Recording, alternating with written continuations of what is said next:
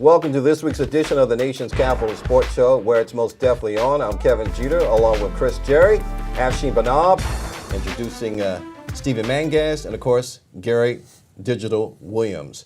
This is the Nation's Capital Sports Show, where it's most definitely on. Gentlemen, let's get started talking about what we enjoy talking about the best and the most, and that is sports in the DMV, District, Maryland, and Virginia, and beyond. Let's talk about beyond 2014 Winter Olympics ended today in Sochi, Russia. Afshin. Russia, the home country, they came away with the most medals. I believe it was 33. The United States was second with 26. Norway and Canada were on that list as well. They didn't get the hockey medal, which is what their big team sport is, their big national sport. But they did come away with the most medals, and it was all in all a pretty good Winter Olympics. That's right. I'm impressed with your memory because I actually had to write these down. Russia, let's break it down. 13 gold medals for Russia, and of course 11 silver, and a bronze, 33, of course, for Russia. USA, 9 gold, and of course 7 silver, and 12 bronze equals 28. Norway, 11 gold, 5 silver, and 10 bronze, total of 26. Chris. Thing that comes that I take away from the Olympics, when you were just reading the medal count, is that the U.S. really didn't medal in the things you thought they would medal in. You would think, figure skating. You think the hockey team might have at least gotten a bronze medal. Just the things that they were good in. On the other hand, they were very good in sports like the bobsled, which they're not traditionally good at. That's right. And let's talk about Russia.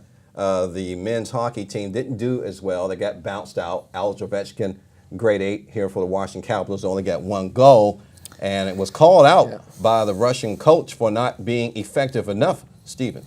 Well, one thing I think about with that, the coach on his own, if you look specifically into their game plan, they moved him back to the left wing. When he's been in Washington, he's been playing on the right wing. He was back on the point on the power play, where here in Washington, he's been a little bit further down that wing, and that's where he's gotten the most goals in the NHL for the past 2 years. And so which one is to blame there, we'll see when he comes back. Hopefully he can put it behind him and surge again and continue on his goal-leading path here in Washington, and we can make a push for the playoffs. All right, Gary. Well, I'm disappointed in the way the U.S. hockey team finished up because they finished up and not scoring their last 2 games. And it looked like they just threw in the towel when they played Finland for the bronze medal, 5-0. Come on now. But U.S., against Canada, we knew it was going to be a tight game, but it was difficult. But that was a very poor performance down the stretch for the U.S. hockey team. And the women's hockey team, of course, they played a tough Canada team also, and could have gone either way, but just disappointing in that situation. All right, which sport stood out for you guys? I know, Chris, you did admit on the last episode that you're not a follower, per se, of the Winter Olympics, but any particular sport that stood out to you? Well, the sport I had most interest in was hockey, because that's kind of like their version of the World Cup. That's the biggest thing on a national scale for that. And, as Gary mentioned, the thing that really disappointed me when I look back is not so much the U.S. men. The U.S. women twice had Canada 2-0. In the first game that they played, they had them 2-0 and gave up 3 in the third period to lose. And then this time they had them 2-0 until 3.5 minutes were left in the game. And then they end up giving up 2 goals and taking it to overtime. And unfortunately, the U.S. came that close because they had an open net goal that could have put it away, and it didn't go in. And the rest is history. Canada walks away with the goal. Such a heartbreaker to watch, actually, and Chris, you guys. Absolutely, and Canada came away with a double gold, actually. The men won, the women won as well. But the sport, I thought the U.S. would at least get a couple gold medals in, where they were knocked out with speed skating. Nothing in speed skating. And then the excuses that came out over the past 10 days about the uniforms, and then they changed the uniforms and they still got nothing. I think that says a lot about the attitude of the speed skating team, and then maybe when they go to South Korea 4 years from now, that part of the game will change for them. And maybe hockey will as well. But I think it was a great hockey tournament for sure, and the U.S. just got bounced out early. They lost to better teams. That's right. It's all about the competition. You can say what you want. Although Under Armour, they did actually re-sign for the Olympics 4 years from now, and that's just a big excuse in regards to the uniforms. Totally unacceptable, Stephen. Well, once again, the biggest thing for me was hockey. It was definitely what I was paying attention to the most.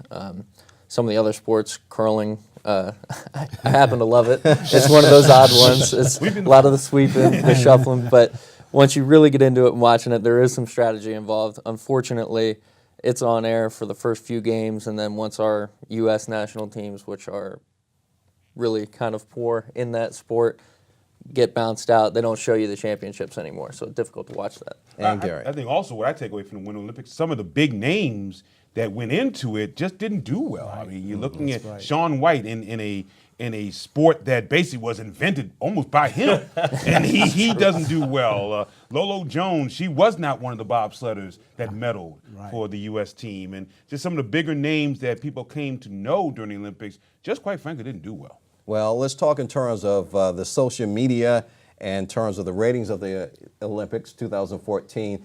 The demonstrations that went on outside of the camp in Sochi, they were of no consequence at all. The competition, of course, was the main and out focus point, I should say. Although the big story when watching NBC was that the fact that Bob Costas had pink eye. I digress, It Afshin. was, and then Matt Lauer took over for a while. Bob Costas came back. He still looked like he had pink eye. Right. So I don't know, but yeah, the main part of the Olympics is it's always about the games and always about the athletes. There's always political ramifications involved, and that's just what goes with it. It's been that way forever. I could think back to 1968 in Mexico City for the Summer Games. John Carlos, Tommy Smith, the brave stand that they took way back when. It happens in every Olympics, and people have a point to make, and they're going to continue to do it. That's right. The ratings were not up due to the fact that everything was watched on your phones and your cell phones and your tablets, and that took away from it. Although I have to admit, I had this nifty little app on my iPad, which was pretty good. But the thing about it, though, you have to have cable service in order to utilize that, which I think is a big jip. I don't know. It's just a shame. I'm quite sure there are some legal ramifications in regards to that. Yeah. Well, I think there was some situations also that were unlike the norm as far as the political aspects of it. I mean, the killing of the stray dogs in the area, the fact that the weather was so weird in Sochi. It wasn't for Winter Games. There were a lot of things that were different outside the whole situation involving what's going on in Ukraine and Russia as well. There was some unique parts of the Olympics that you won't find in any other Olympics. At least we hope not, anyway. That's right. Let's go back to in this and talking about grade 8 Alex Ovechkin in regards to him, because his father underwent surgery during the Olympics, open heart surgery. They didn't tell him because they wanted him to concentrate on his performance. Now, according to George McPhee in the Capitals, the general manager, he says that Ovechkin will be in Russia for as long as it takes. You got to kind of wonder when he returns, will he be mentally up to performing? Because rumor has it that he was kind of down and taken aback by his own performance, and that's been Achilles' heel for him, Afshin. Definitely, Kevin. And back to Steven's point, he didn't even get to perform, or he wasn't even one of the players in the 8-round shootout against the United States in that game way back when. But Alex Ovechkin is a diehard fan of his own country, and as he should be. He's a nationalist. He loves Russia. He wanted to win gold for Russia. And there's nothing wrong with that. And he should take all the time he needs because, I mean, this is, his father. So take all the time you need. And I think when he comes back, he will be mentally ready to play the game once again. And I think he will miss the game, too. All right, we're going to let you have the last one. We want to remind everyone that you're watching the Nation's Capital Sports Show right here on Comcast 69 and Files 38 via AIM, Arlington Independent Media. Let's go on and talk about the Washington Wizards made a major trade, so to speak. They traded Jan Vesely to Denver for Andre Miller, while sending point guard Eric Maynor to the 76ers. And that's kind of an interesting trade in itself because Andre Miller hasn't played for Denver due to something that he said about management since December. And he has a little back heavy on his contract that he brings to Washington. But they said that they're bringing him aboard to set up John Wall, to spell John Wall. Chris. Well, it'll be interesting to see. Maynard, as you mentioned, trading him to Philadelphia, it's kind of a wash because Maynard was going to get $2 million last year, and the buyout for Miller is $2 million. So you can kind of move on that. Hopefully it will be something will work out. But you know what? Andre Miller wants some minutes, and now you got a situation where you got between Wall and Beal. Where is he going to end up getting the minutes from? This is a trade, as I see it, that Ernie Grunfeld's last stand to maybe get us an extension and come back next year, because they're clearly all in to make the playoffs this year, and I think that's part of the trade. I like the trade personally. I think you get some experience in Andre Miller, and in his first game, Andre Miller had 16 minutes, had 5 points, so he's going to get a little bit of time anyway.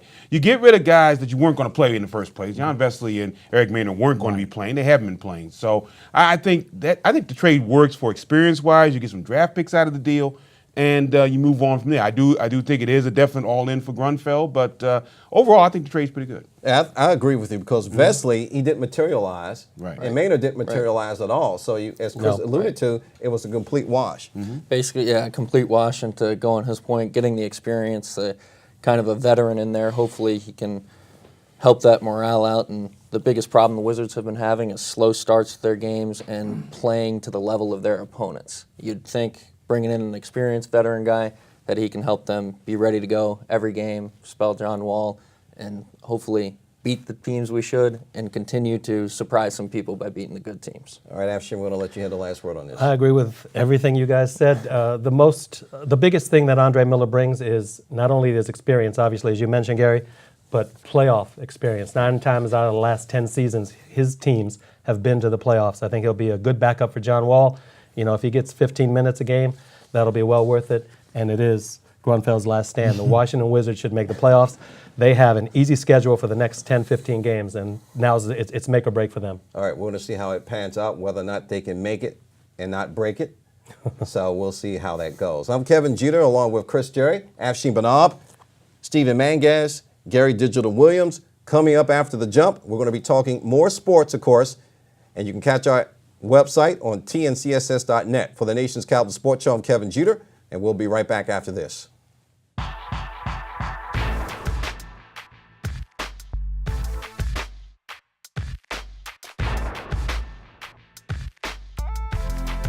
Welcome back to the Nation's Capital Sports Show, where it's most definitely on. Gentlemen, let's continue our conversation talking about what we enjoy talking about the best and the most, and that is local sports in the DMV. I'm Kevin Jeter, hanging out with my colleagues and Chris Jerry, Afshin Banab, Stephen Mangas, and Gary Digital Williams.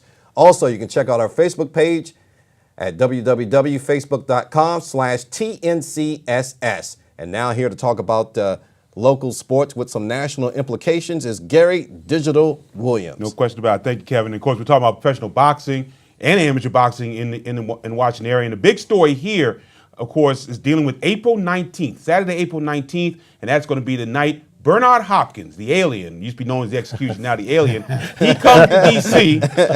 He'll be defending his IBF light heavyweight championship in a unification bout against WBA champ Beibut Shimunov. And that's going to be at the D.C. Armory in Washington, D.C. on Saturday, April 19th. And Bernard Hopkins loves fighting here, guys. I mean, he fought his first world title bout in May of 1993 when he fought on the Riddick Bowe Jesse Ferguson undercard against Roy Jones Jr. at RFK Stadium. He won his first title in the metro area when he fought Segundo Mercado on the Beltway Brawl back in May of 1995 on the undercard to Vincent Petway and Simon Brown. He's fought world champions from this area: Simon Brown, Keith Holmes, William Joppy. He also defended his title against Andrew Council. And he loves fighting here. He loves coming to D.C. as part of Golden Boy Promotion. So that is going to be the big card, April 19th. And there's speculation, and we hope it comes true, that one of our locals, Gary Russell Jr., will finally get a world title shot if he goes up against the WBC featherweight champion Johnny Gonzalez on that night. So it's be interesting to see. It's going to be part of what we like to call the awesome April of Beltway boxing, because that seems to be one of our busiest months of the year. We have a number of cards all throughout the area, including April 26th at, not too far from here, at the ABC Sports Complex on Commercial Drive in Springfield, Virginia. So there'll be a card there as well on April 26th. And all throughout the months of March and April, we have the Washington Golden Gloves tournament going on. And that's a big tournament for us, for the amateurs, because over the last 4 years, we've had 8 national champions. So we've got a lot of things going on in the area, so it's going to be fun to see. All right, guys.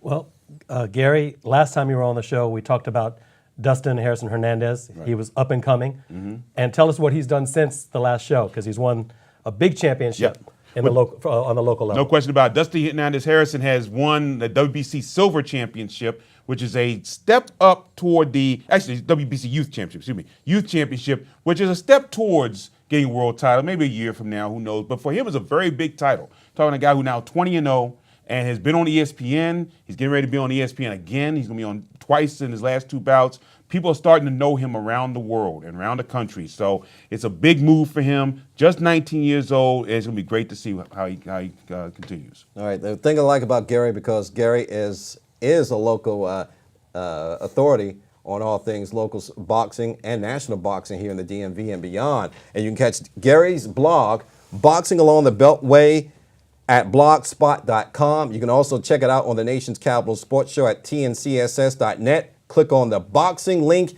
and voila, you have Boxing Magic with Gary's blog exclusively on the Nation's Capital Sports Show. Gentlemen, let's continue our conversation and talking about those Washington Nationals. Spring training is in full progress down in Vieira, Florida. Of course, healthy Bryce Harper and Steven Strasburg reported to camp.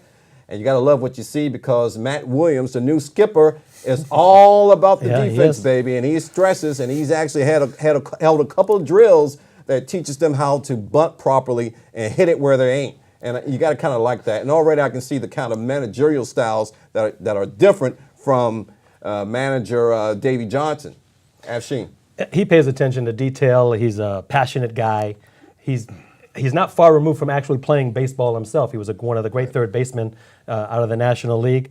I like that he's even given Danny Espinosa a try. I wish Vincent were here. He's putting him at shortstop, letting him try the infield, not only at second base, but at shortstop to compete with Ian Desmond. But I like what he's done so far. He really gets his group going. And you know what? The players seem to enjoy practicing for him right now down in Vieira, Florida. So hopefully that'll carry on into the season as we go through April and May. That's right. And like I mentioned before, there are some good glaring differences between the managerial style at Davey Johnson and, of course, Matt Williams. One of the things, Chris, of course, he likes to hit the ball where it ain't. He stresses bunting. And not every game in Major League Baseball, every night you can't shoot for the stars, you can't shoot for the fences. No disrespect to Davey Johnson, the way in which he managed the game. But this will come in handy during close games. Chris. Well, I'll just say, not so fast, my friend. Let's give it some time. I mean, yeah, he's coming out. He's trying to make an impression as he starts his managerial career. I like to wait and see about 30 games in when they start playing for real to see how he's going, because there's clearly a difference in personality between Davey Johnson and Matt Williams. And, some comments he's made right up from the start, though nothing has been made of it, but you could see that maybe it could grate some people the wrong way and it could start some stuff. So Funny you should mention that. I've heard a couple of controversial comments, so to speak, that kind of like, really? Did he just make that?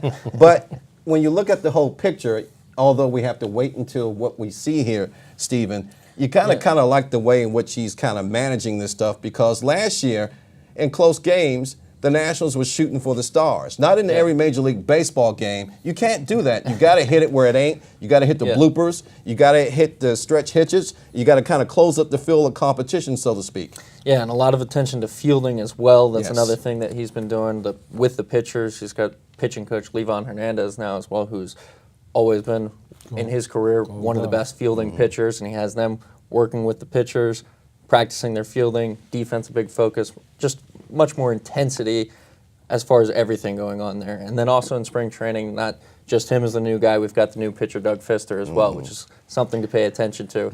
And going to be great to see going forward.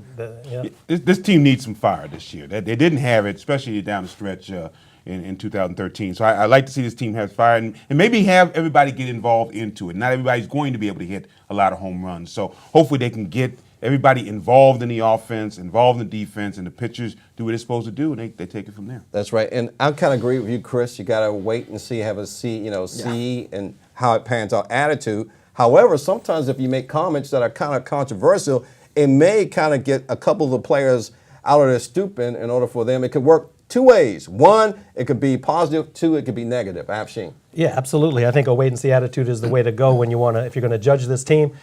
I think what they're going to do out of the gates is going to really tell how much this team plays for or quote unquote against Matt Williams. And I think that they're going to actually play for him because he does bring something new. The question is, how long will they be able to do this, and do they believe in his system down the road? I'm talking about 5-6 months down the road when the games really and truly count. So that's what you're going to have to wait and see. That's right. And the work begins, of course. There are a few games, actually more than a few games in Vieira, Florida, as the 2014 spring training takes place. Of course, at Space Coast Stadium, which can accommodate 8,100 fans. Too bad we're not there. Chris, I'm going to let you have the last word on this. Yeah, I might go down and actually catch them. I'll try to catch a couple of games down there. But I think we're all hoping that they do well. But I think they do need to get off to a good start, because I think if they don't get off to a good start, now if you remember last year they were predicted to go to the World Series. So if they don't get off to a good start now, you have Matt Williams in there, hopefully we don't have a Bobby Valentine situation like Boston a couple years ago. So we'll see how it works out. That's right. Speaking of teams in the National League East, Philly has made some wholesale changes to their lineup. And so as opposed to last year when Philly kind of was hanging around but didn't get anywhere, I think that they're going to be a force to reckon with this particular season. And also, we can't count out the Mets. The Mets have made some significant amount of changes to their plans, too. Although I'm kind of thinking about Miami, not really impressed with the changes that they made this year. Afshin. No, Miami is going to be probably right near the bottom again. Looks like the Mets are going to get Matt Harvey back. Looks like he's on the road to recovery, and he will be able to play. Atlanta, we can't count out the Braves, especially with the Uptons and Jason Hayward. They have decent pitching. I agree with what Steven said. Livan Hernandez is a big move to be the pitching coach for the Nationals, and Doug Fister from my Detroit Tigers, the number 4 starting pitcher. Yeah. Doug Fister on most teams would be a number 2 or 3. So I think the pitching should be set as long as they stay healthy. But Philly and Atlanta will be right there following them. And Atlanta is always there, as you know, Stephen, because that's been the nemesis of the Washington Nationals. They can't get past Atlanta, and all things through the National League East could possibly, conceivably lead through Atlanta. Absolutely, and that's to the point we were talking about before, when those late game series matters, how they're responding to Matt Williams and the intensity. We already know he's more intense just through spring training. Imagine what we're going to see once we get into the rivalries, if controversial things get said, how things are going to play out and how the team is playing for him in a late season series with the Braves. Should be fun to watch and exciting. All right. Sure. And we're going to let Gary have the last word. Well, I just hope again they just get things together and able to, as Sheen said, be healthy. That's one of the big keys. Got to be healthy. That's right. Let's hope that they're healthy and wise and start off as Chris and we all agree to a good start. Well, Afshin, it's come to the end of the road for us here. Sure Another is. show has gone just like that, 30 minutes, 28 minutes, but I think we did good. We talked about everything that we needed to talk about. And, of course, we thank Steven Mangas for stopping by. Your first show. We hope everything went well for you. Oh, I think it did. I'm glad to be here. Thanks for having me. Hopefully I'll make a return trip soon. You will be making a return trip soon. And Gary, of course, thank you all, as always, Kevin. for stopping Appreciate by. it. Definitely. Man, your wealth of information, I really do appreciate you stopping by. I've Appreciate known and worked with this guy for over 20-some years, like I've done my two compadres, and Afshin Banav and Chris Jerry. There are a lot of people here that make us look good. Devin Gallagher and his talented team, and Craig Syfax always fixes us up with the extra videos that he sends me, and I really do appreciate that. Talk about the team that makes us look good here at AIM. You mentioned Devin, Craig, Kevin Sampson, our director tonight, Charles Smith, Misty Sweet, Sally Galestino, Ken Briley, Bill Calder, Larry Hickman, Kimberly Phillip, and L.J. Lacoma, and always making us look and sound good. That's right, and that's kind of hard to do for us Sagey bunch, the original 3. I'll give you guys a break. Okay, thank you. Thank you very much. Natural least we're beauty over here. sagey. That's right. At least we're a sagey bunch. Yeah, Sagey bunch. Well, it could be cagey, too. Could be cagey. Yeah, well, I digress. For the entire AIM crew here, I'm Kevin Jeter, and we thank you for watching the Nation's Capital Sports Show, where it's most definitely on.